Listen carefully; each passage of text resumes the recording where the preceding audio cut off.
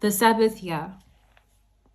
The Lord said to Moses at Mount Sinai, "Speak to the Israelites and say to them, when you enter the land I am going to give you, the land itself must observe a Sabbath to the Lord. For 6 years sow your fields, and for 6 years prune your vineyards, and gather their crops, but in the 7th year the land is to have a year of Sabbath rest. A Sabbath to the Lord. Do not sow your fields or prune your vineyards. Do not reap what grows of itself, or harvest the grapes of your untended vines. The land is to have a year of rest. Whatever the land yields during the Sabbath year will be food for you, for yourself, your male and female servants, and the hired work and temporary residents who live among you, as well as for your livestock and the wild animals in your land. Whatever the land produces may be eaten." The year of Jubilee.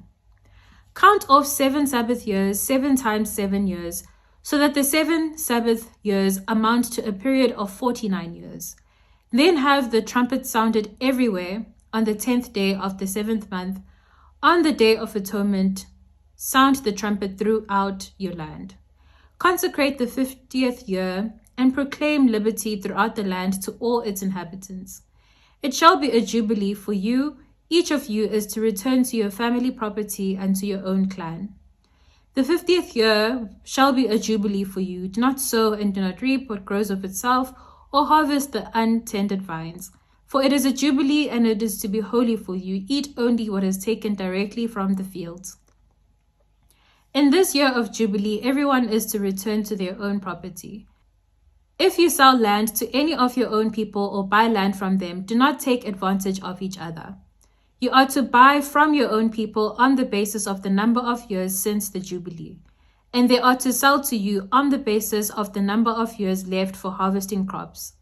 When the years are many, you are to increase the price, and when the years are few, you are to decrease the price, because what is really being sold to you is the number of crops. Do not take advantage of each other, but fear your God. I am the Lord your God.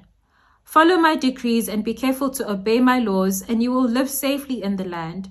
Then the land will yield its fruit, and you will eat your fill and live there in safety.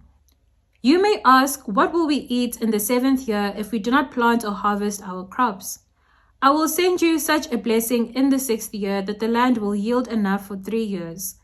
While you plant during the 8th year, you will eat from the old crop and will continue to eat from it until the harvest of the 9th year comes in. The land must not be sold permanently, because the land is mine, and you reside in my land as foreigners and strangers. Throughout the land that you hold as a possession, you must provide for the redemption of the land. If one of your fellow Israelites becomes poor and sells some of their property, their nearest relative is to come and redeem what they have sold. If, however, there is no one to redeem it for them, but later on they prosper and acquire sufficient means to redeem it themselves, they are to determine the value for the years since they sold it and refund the balance to the one whom they sold it. They can then go back to their own property. But if they do not acquire the means to repay, what was sold will remain in the possession of the buyer until the year of Jubilee. It will be returned in the Jubilee, and they can then go back to their property. Anyone who sells a house in a walled city retains the right of a redemption a full year after its sale. During that time, the seller may redeem it.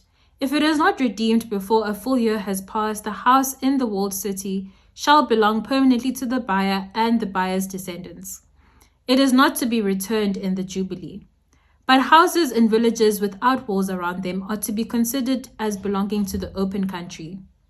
They can be redeemed, and they are to be returned in the Jubilee. The Levites always have the right to redeem their houses in the Levitical towns which they possess. So the property of the Levites is redeemable, that is, a house sold in any town they hold, and is to be redeemed in the Jubilee, because the houses in the towns of the Levites are their property among the Israelites. But the pasture land belonging to their towns must not be sold. It is their permanent possession. If any of your fellow Israelites become poor and are unable to support themselves among you, help them as you would a foreigner and stranger, so they can continue to live among you. Do not take interest or any profit from them, but fear your God, so that they may continue to live among you. You must not lend them money at interest or sell them food at a profit. I am the Lord your God who brought you out of Egypt to give you the land of Canaan and to be your God.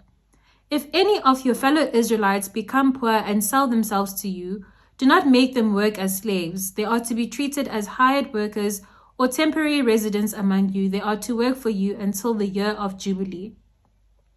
Then they and their children are to be released, and they will go back to their own clans and to the property of their ancestors.